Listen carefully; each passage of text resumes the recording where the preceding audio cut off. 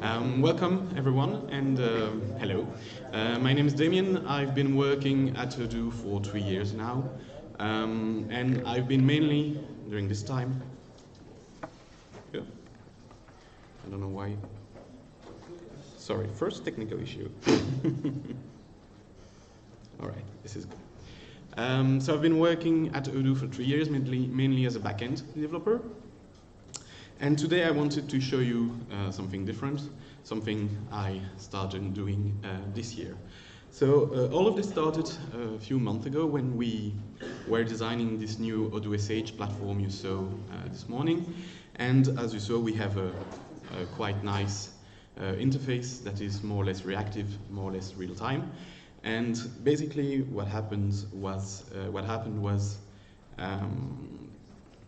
that we were in a meeting. We knew that we had to go from a small JavaScript jQuery actually prototype to something more manageable, something more maintainable.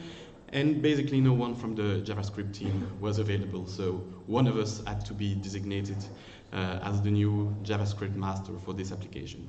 Actually, I volunteered, despite the fact that I may seem like a victim, because well, JavaScript is basically everywhere these days. Single-page apps are, yeah, I could say all the rage, but it's been the case for at least 5 years. So it's not all the rage, but it's just something that we have to do nowadays.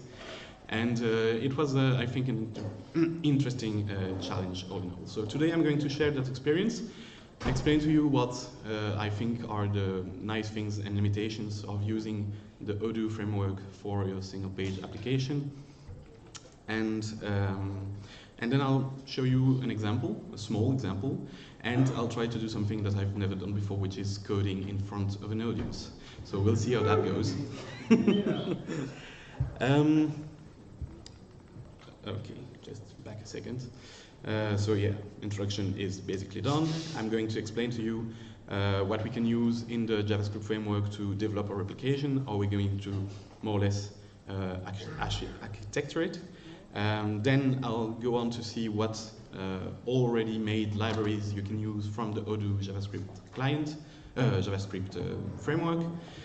Then I'll do the demo, and then we'll have a small conclusion, hopefully. Okay, this I already said. Okay, so if you want to build an app, a more or less modern app in JavaScript, you want to have something manageable. So you want an MVC, MVVM, or MV-like architecture. And the first question I ask myself is this even possible? Do we have all the things we need? The answer obviously is yes, otherwise I would not be here. And we have a way to manage our models, so we can separate the business logic that will communicate with the server in their own classes. And then we have the views and the controllers, which can be isolated as well and communicate with our models without breaking everything every time you put a new line in your JavaScript file. So yes, we can build a more or less modern app using the framework. However, and this is important, if you're an experienced JavaScript developer, you are probably used to your tools like Webpack, Babel for backward compatibility, things like this, and all that goes out the window the moment you start using the JavaScript framework. So we have, of course, as I said, the MV-like architecture. This is possible. We have a templating engine. This is QWeb instead of, I don't know, I don't remember the name of the current template in VueJS, but we have something equivalent.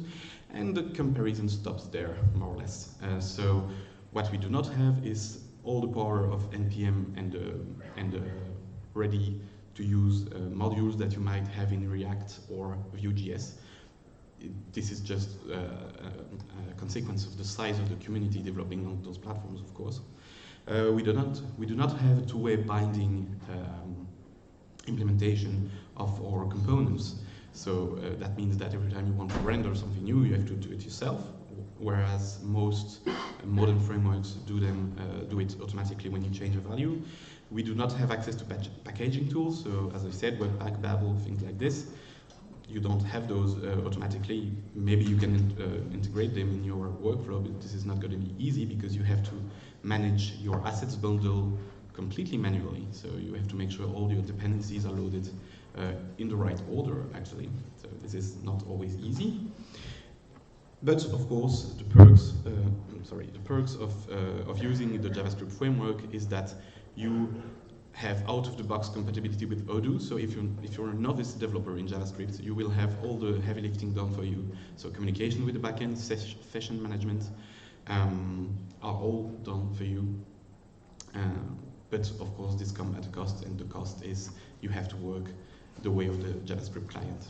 By the way, and I made sure I actually, this was requested from me, from Jay, the guy who was in charge of the JavaScript framework. He told me, please do not put the Odoo JavaScript framework on the same page as React and Vue.js. We are not playing on the same field, and this is actually absolutely true. These projects are huge and have an enormous community working on this, whereas the Odoo JS framework was developed for our own needs. So this is not always, if you have a really big project and you have a really experienced team, this might not be the way to go. But if you have a small project and you're a starting developer, this is actually really nice. It can be nice if you make it so.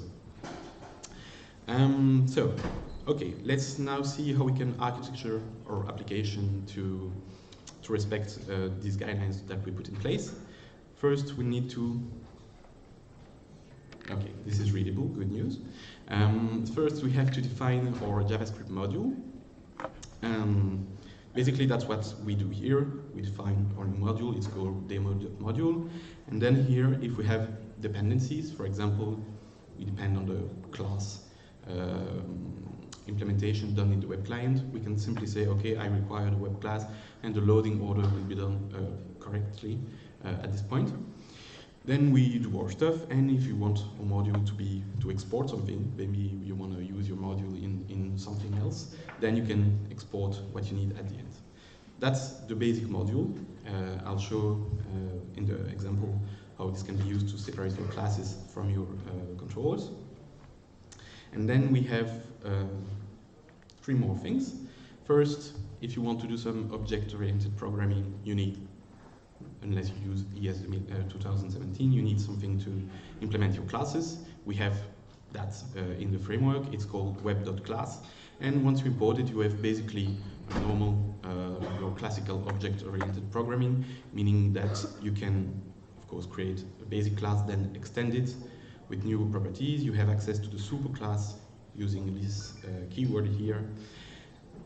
And basically it works as you expect it to work. So there's not much to see here, it's just a basic class implementation. Something a little bit more complex is the widget. You might call it a component, if you wish. Basically what it does is it's in charge, usually, of a small section of the DOM in your web page, and it has its own lifecycle. And it's really important to respect this lifecycle, otherwise you're going to run into quite a number of race conditions that will be a pain to debug. I speak from experience. If you want to implement a widget, basically what you do is, okay, I require this widget, which by the way is just it's a class. Actually, it's built on the class system. I extend it. I'll go into details in the next slide about what this template thing does. As I said, it's a small component in the DOM, so I might want to listen to DOM events, like a click, a submit of a form or something like that. This is what we will do here. I'll show that in the live example. And then we have the three lifecycle functions, and these are really important, and you do not want to mess them up. You have the init function, which is called the creation of the object. This one is synchronous, meaning that you can do more or less whatever you want, unless it's speaking to another server. Don't do that. So basically, you set up your values, you set up a few things. If you need to compute something, you do that there. Then you have the will start function. This function is called before the insertion in the DOM, meaning that if you want to load something from the server, this is basically where you will do it, because you want to avoid having repaints if some data arrive when the widget is already visible. You don't want things to jiggle around or whatever, so you want all the data to be available before the widget is inserted in the web page. All of that you can do in the will start. And then, so as I said, it's asynchronous and pre-render. Okay, that's correct. By the way, always make sure that you first wait for the super will start. Otherwise, and this is the one I forgot to do. If you do not wait for the super widget to have finished all its calls, you're going to screw up something. So, important. And then you have the start function of the lifecycle, which is basically the same thing, only this time the widget is already inserted into DOM. And this might be useful if you want, for example, to if you use jQuery UI, you want to bind some drag and drop events on elements in your component. Well, they have to be there, so the element has to have been rendered for this to be applicable, and this is what you can do in the start function. This is as well asynchronous, so you have to return a promise. And if you extend it, don't forget to call super. There is a fourth function, which I did not show here because it's quite more rare that you have to use it, and it's the destroy function. And basically, it just ensures that if you need to do some cleanup when you destroy the component, I actually never had to do that, but who knows, you might have to send something to the server, whatever, you can do that there. So that's the basic widget, the basic component that you will use for the application. As I said, I'm going to just speak 1 second about this template here. This template basically tells the widget what the DOM element will contain. It uses the JavaScript version of QWeb. So on the right here, I have a small sample of what this template might look like. It's a really basic one. And on the left side here, I have the two ways I can use this template in my JavaScript code. Either I bind it completely to a component. So I say, okay, this widget will use this template. So if I want to re-render it, it will always use this template automatically. Or I can decide to render a template completely manually using QWeb that I can import here. By the way, I'm missing an import of the core module here at the top. So I can actually render it completely manually using this QWeb.render function, and I can give it an evaluation context like you would in any other rendering engine. So that's just a small detour on QWeb. Okay, so now we have our basic components. We have our classes that we will use to implement our models. We have our widgets that we will use to implement our visual components. Now what? Now we have to decide how we're going to organize all of this.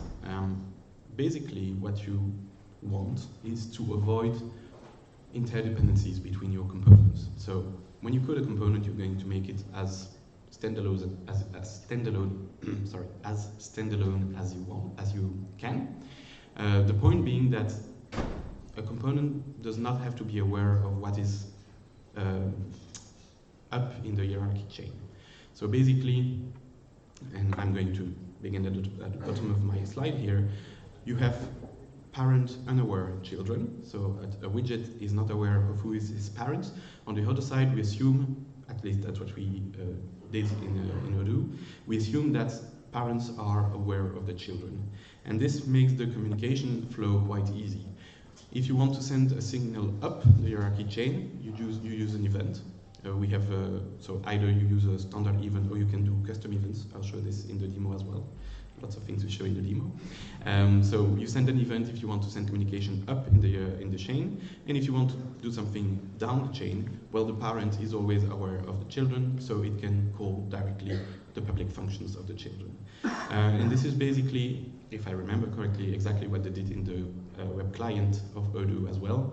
By the way, there is a talk about this, I think, in this very room in 2 hours. So if you were interested in this, you're probably interested in that as well. And so that's our main communication flow. So always using events for communication up, and always using public function calls for communication down.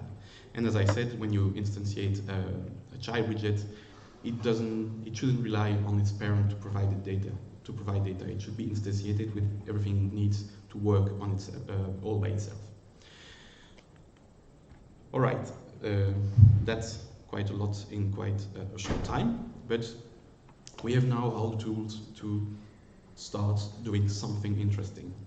And to speed that up, we have a few things that you can use out of the box from the JavaScript framework. I'm going to have a quick tour of them now, and I'll show two of them in the demo, assuming I have enough time. Yes, okay. So let's go. First, and this is a must-have, you want to communicate with your backend, obviously. So in the demo I will show is a completely small and limited ticket management. Yeah, I don't think the name is even deserved. It's just a list of things that are displayed in the front end. And of course, when you start the application, it has to go fetch all this information in the backend.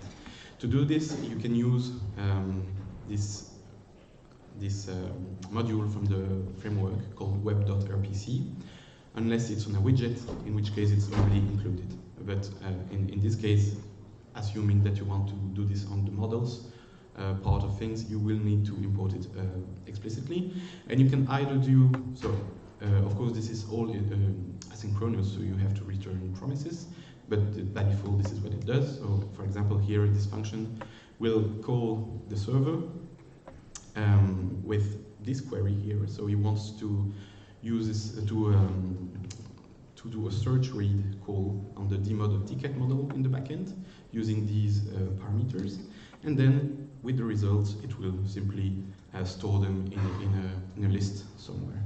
So that's basically your a small example, but in most cases a search or a read or a create might not be what you want. You want something a little more complex that has to look into many models and then return something coherent.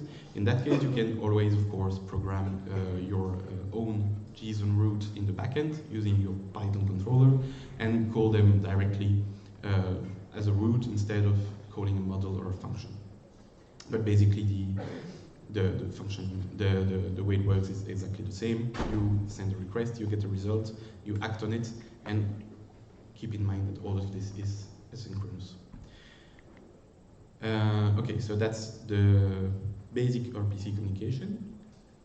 Something else that we provide is dialogues or models, if you want. It's just a simple module that you can import if you want to open a dialogue, and it has some nice things, like for example, you can say, okay, I want this dialogue with this content, and I want a few buttons at the bottom that will be that will have a callback. So whenever I click one of those buttons, it will do this and this and this. And this button, by the way, can close the model or not close it, etc., etc. I'll show you in a minute how you can find all this, because at the moment it's more or less documented, but not on the public documentation. It's all in the code, but it's well commented since version 11. So this is basically how you open a dialog. You just create a new dialog instance. The this here means is the element to which it will be bound in the JavaScript. So it's parent. So for example, if you destroy the main widget, the dialog will be destroyed as well. And then so you create it, and then you open it, and it just simply appears as shown here. That's the basic dialogues. We have also something that can be quite nice. It's a small notification center, the same one you see in the Odoo backend every day. And it's actually extremely easy to use. You just need to import it at the beginning of your file. Then you can simply create it when you start your widget, bind it to the widget itself, and then in any child of the system, fire this whatever, a custom event that you define, and in the main widget you catch these events and simply call the relevant function on the notification center. There is just one drawback to this, and I'm a bit disappointed because I tried to have it merged before version 11, but I could not. And that these templates, so the XML and the CSS files shown here in the small animation, are in fact part of the web client file. So either you have to import a big file of with many templates that you do not use, or you have to implement these templates manually yourself, which I had to do here. Next year I hope all of this will be done in separated files so that you may import it without all the rest of the templates of the backend. Okay, so that's the notification center.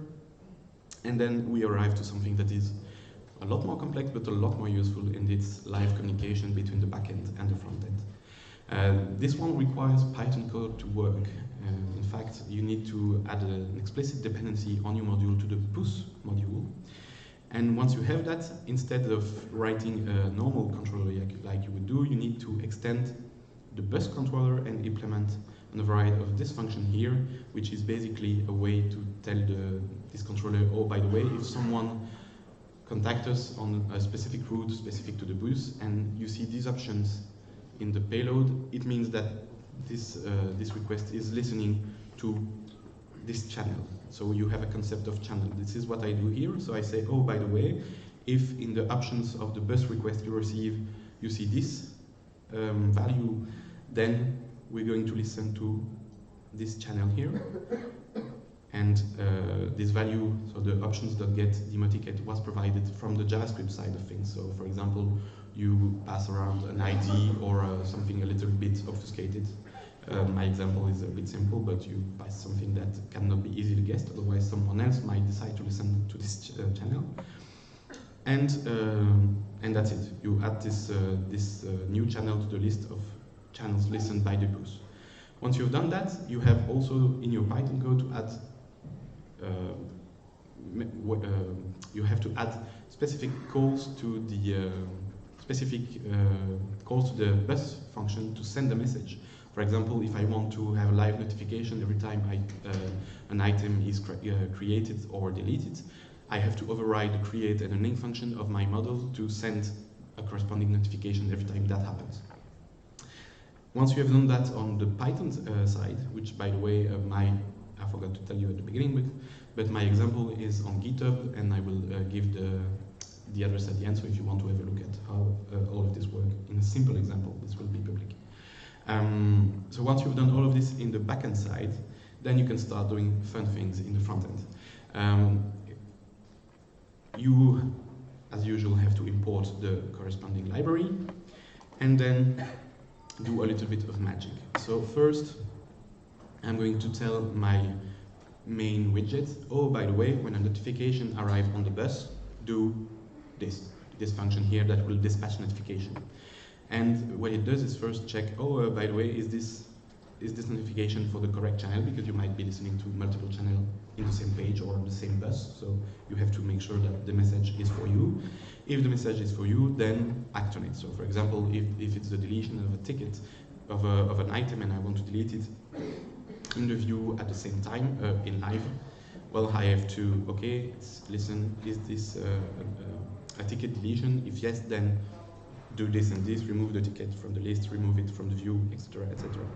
And sorry, this the function at the end is extremely important, and that's you have to start it after the widget, after everything is instantiated, and it basically says to the bus, okay, now everything is ready, I can listen to the notification. And it's important to do it in that order and not to start listening right away, because if a notification arrives during the instantiation of your widget and the DOM element is not yet rendered, you're probably going to have something that crashes, because imagine that you want to delete an item and it's not even yet present in the DOM, you're going to crash. So be careful to always call this once the widget has been instantiated. So that's the Longpolling. This one was the difficult one, and I'll try to do it live, but on the front-end side. This is the part where I start to stress. So basically, I'm going to first show you what I'm going to add. So this is a small. I have to check if I am up to date yet. Yeah, okay, this is good. So this is a really simple application that basically lists a few tickets that are available for this user. And if I go in my backend as the admin, I have these 2 tickets here linked to that customer. And so what I want is I want my customer to be able to add a new ticket from here, and I want him to be able to view tickets arrive and be deleted live. That's all I'm going to do now. First, I'm going to show you how to use the notification center. This is the smaller one, the smaller demo. So I'll have to revert. Oops, sorry, my changes.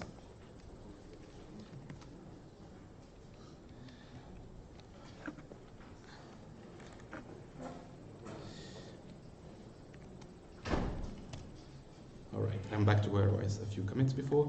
So as I said, the notification is actually quite easy. By the way, in my case, I've already added, as I said, wrong file.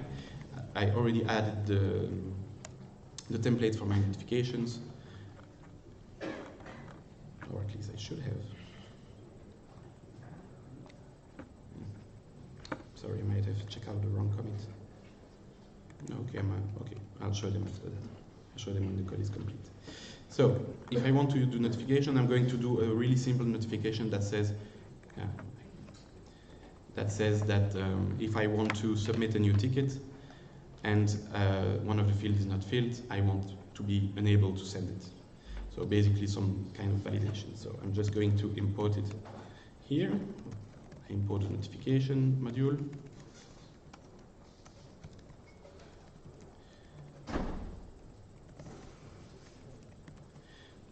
Okay. Oops.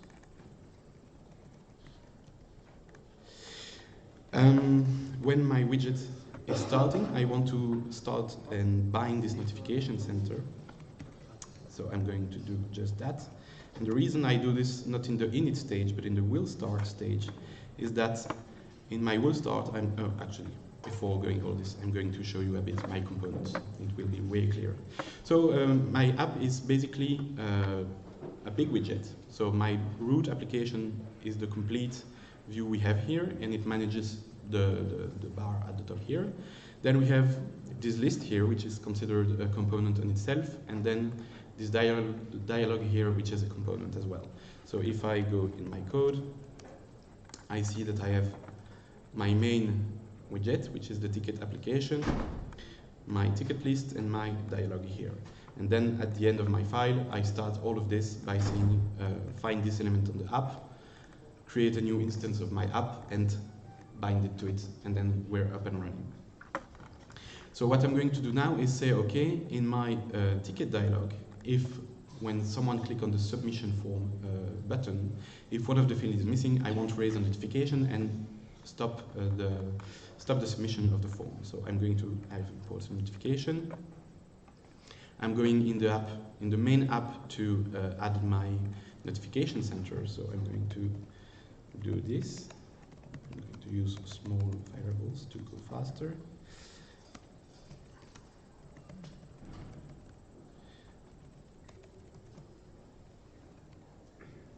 All right. So I create a new notification manager instance. I will need only one of those, and I add it to my element, to the element of my application. Now, at the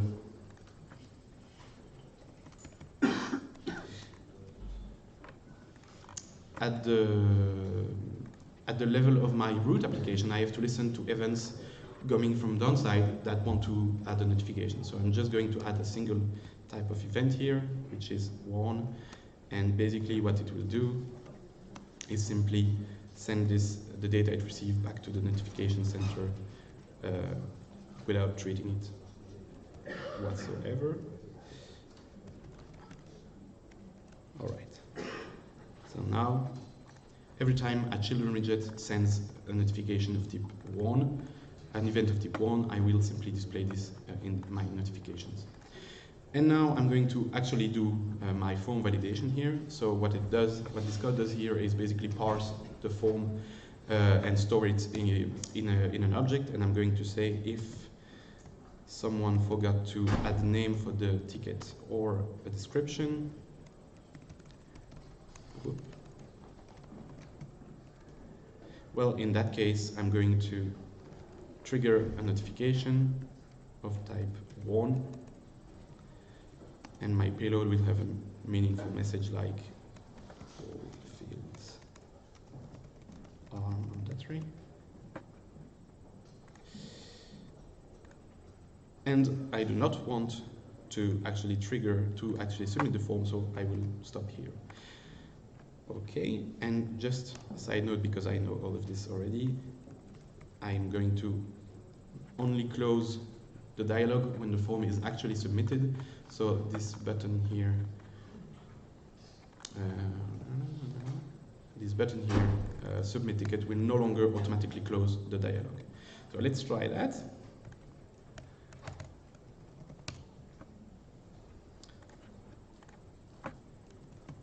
And normally, if I refresh now correctly, of course. Actually, I think the solution is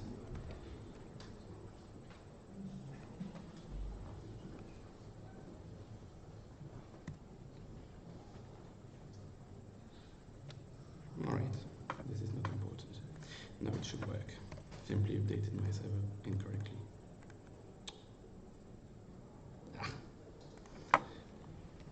All right, that's the risk. I'm gonna switch to my fail-safe mechanism. I have already a commit ready here. And I'll show you the diff so that we may find actually what I did wrong. It's always the best way to learn anyway.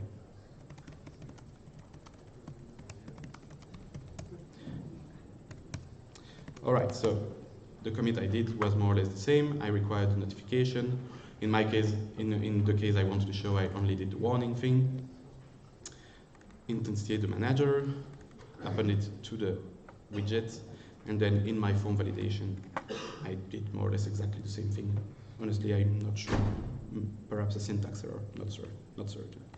Now, if I restart this, if I reload this correctly, I have my notification working. So at least my commit was correct. All right, so that's one of the easy things to do, and even that was obviously not easy to do live. So I'm not going to risk it, and I'm going to do the big, complicated one with the shell, with the diff as well. So let's go for this one.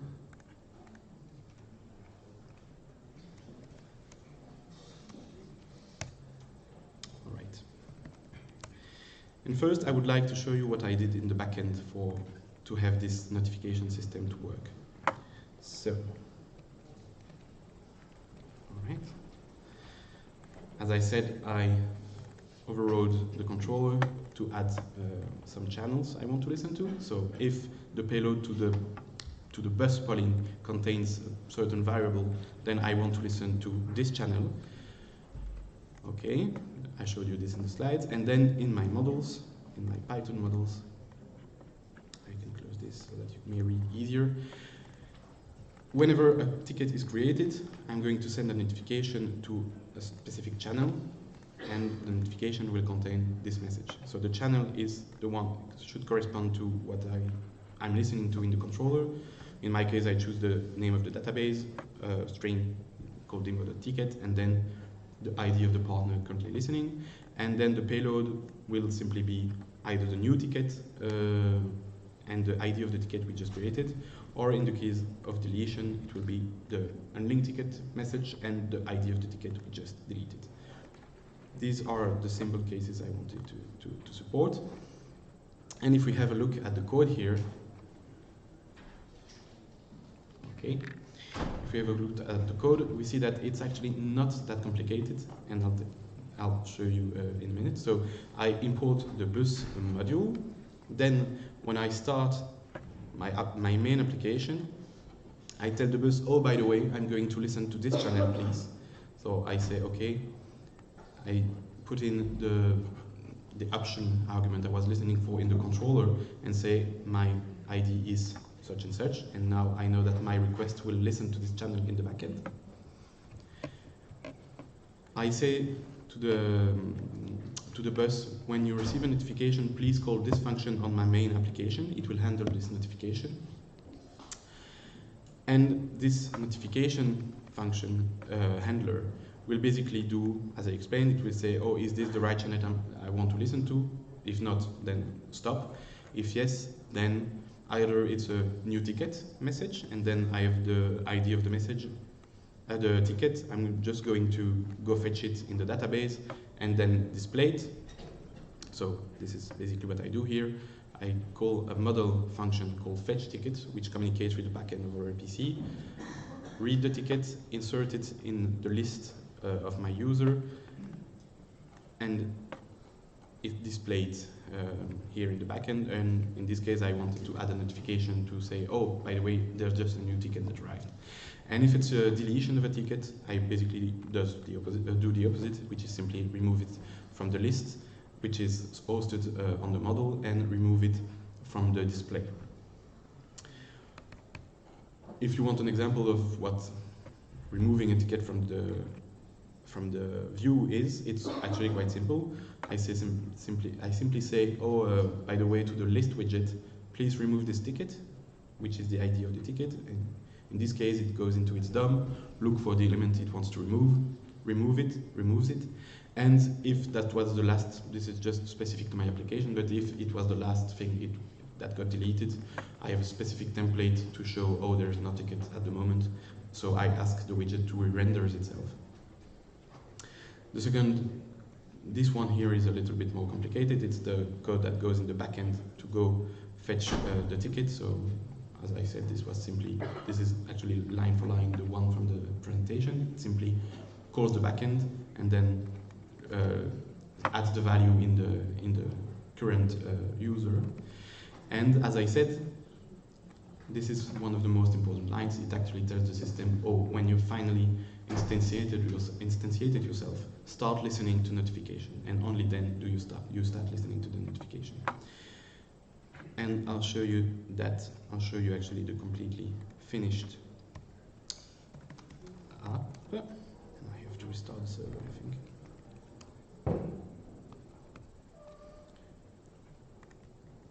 And this is actually, once you get the gist of it, it's not that complicated to do, and it's really nice to have this kind of live action in your application. So now I've reloaded the application. I have, the Odoo backend does not reload live, by the way, yet, perhaps one day. And let's say I want to delete this ticket here. Okay, I select it, I delete it, and immediately it gets deleted from the front end. This is what we did on the Odoo. It was a bit more complicated, but basically that's what we did in this view here. Yeah, I'm not sure the internet is going to be complacent, but okay, so basically that's the live notification. This is one of the most complicated ones to implement because you have to work both in Python side and the front-end side. So if you work across teams, you have to communicate clearly on the channels you will use and the communications you will use. Okay. I did not code that much, sorry. I'll keep that in mind for next year. And there's one more thing I would like to talk about, and nowadays it's absolutely important if you do a front-end app to do something like this. It's front-end routing. So basically, it's really nice to have a page that lives in an application that lives in a single page, but if your user cannot go directly, excuse me for a second. If your users cannot go directly into the part of the application they want to use with a direct URL, you're gonna make some angry customers. And the way to do that is actually extremely simple and extremely complicated at the same time. On the Python side, it's extremely simple. You just have to say to the root you use to make your page available, oh, by the way, you can accept anything you like after the main application, the main URL, and Python will completely ignore it. So that means that all of this will route to the same application, and then the complicated part starts because you have to handle all of that in the application.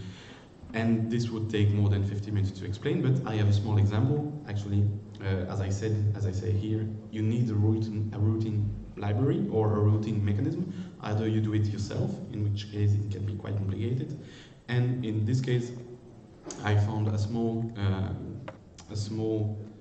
library that does it quite well. Sorry. It works using regexes. I'm not going to go into the details, but it's actually quite short. I think it's around 100 lines, less than that actually. And basically, the way I used it here in my application is simply to say, okay, I need my router. When my app is created, when my app is created, yes, exactly. That's why I couldn't read my code. Okay. When my app is created, I configure my router with some options, notably the application route, and then I set to this router, oh, if you have this regex in the URL, it means you have to call this callback. If you have this regex, you call this callback. And this is actually really nice because it allows quite a lot of nice interactions. I'm going to, don't remember if I reloaded yet or not, so I'm going to do that now. And it has some nice things. Like for example, if I click here, you can see that the URL adapts automatically, and if I come directly here, my actions actually, okay, hard refresh because I changed the code in the backend. If I come directly here, I can immediately trigger the action and immediately take the customer to the part you wanted to access. And this is extremely important if you do something more or less modern in JavaScript, to have your customers be able to share links to access directly part of the applications. All right. And as I said, this is both the most simple and the most complicated thing to do. And actually, that's what I took the most time to do in the Odoo.sh application. All right. So this was quite a lot, and this was quite fast. But know what? Know, and this is my message here. Start coding, because I think the JavaScript framework in Odoo has a lot of potential. I think it is being underused because it's not understood very well, and even if it's not yet publicly documented on the website, you can access all of the source code, and all of this is quite well documented. So if I go here into this is version 11. I just didn't put the new branch already. And if I want, for example, to see how the notification center works, I can simply go into the file and bad example actually. I wanted to show the dialog. This one is not documented yet, but if I go into the dialog file, for example, I have quite a lot of explanations. I have some doc strings on all the parameters I can use, and this will build the base of I know that the documentation is coming. I know that we say that every year for the JavaScript framework, but I know that it's actually coming, this one. Even because internally we need it now, because we've been recruiting a lot, and this framework, we use it more and more and more, and so we need it to be more and more stable in its API, I mean, and we need it to be documented. And so I know that both of these are probably going to improve quite a lot in the next year. So yeah, my conclusion stays the same. Start coding. It can be fun. It can be easy if you want to make something simple. If you use the JS framework to interact with the Odoo backend, you will have quick results for beginners. If you're an experienced JavaScript developer, I guess you will want to use something more modern, but for people like us, or like me, or like I was 2 months ago, it's actually really, really fun. And okay, that's it. I guess we have time for questions. Good.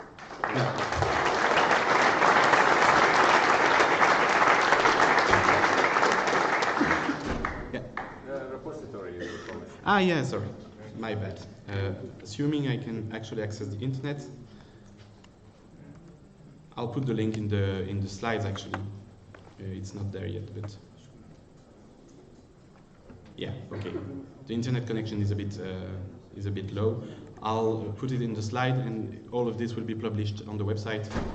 I don't know, perhaps I can tweet it, or I can give it to you in a minute. Okay. Any other questions? Yes? So, by decoupling every widget, are we now able to use backend widgets in a frontend? Okay, so for the record, the question is if we can use backend widgets in the front end. this is a complicated question because the answer is yes, but we don't know. So technically, all of this should be possible, but it's actually never been done. So I think Jerry will talk about this in the talk that will take place here. But normally, all of the widgets that have been done in the backend, so many either relational widgets or maybe actually I don't have any idea that comes on my mind, but relational widgets, for example, should be able to work. You will have to put some elbow grease into making sure that the communication with the server works, but normally, technically, it should be possible. It's just never been done. Yes? Can this be working for outside the environment of Odoo? For example, imagine that I can have another computer that is completely detached from the server and use the library to implement an interface in JavaScript to connect to the server. So the question is, could it be completely independent? So could you have an instance, a JavaScript application running somewhere and contacting a server that is not hosted on the same place? I guess the answer is yes, but you would have to be careful. No, you would have to be careful because if you want to contact a server hosted somewhere else, then you will run into problems because of the, I don't remember the acronym exactly, but it's the CORS directive. So basically it's a way that browsers prevent communication with different servers across domains. So you have to make sure that you accept in your Python code, you accept requests from any domain, which can be dangerous actually. So I guess it's possible, but I guess I would be extremely careful what I share in publicly in these routes and yeah, exactly. Yes? Is it possible to, if you have a stable connection, is it possible to work kind of on buffer or like you do in the point of sale, for example, that you can work without? So the question is, can you work offline, for example, or things like that? So the question is, could we make an application that works offline, like, and the example given is the point of sale? Yes, I see absolutely no limitation that would prevent you to do so, but this means a lot of work because you have to first be aware of when you are and are not online, and then act completely differently based on that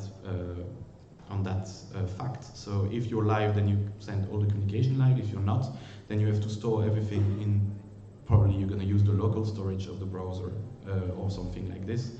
And then you have to resynchronize everything on connection, and that means handling collisions of data, either on the front side or in the backend, depending on how you do.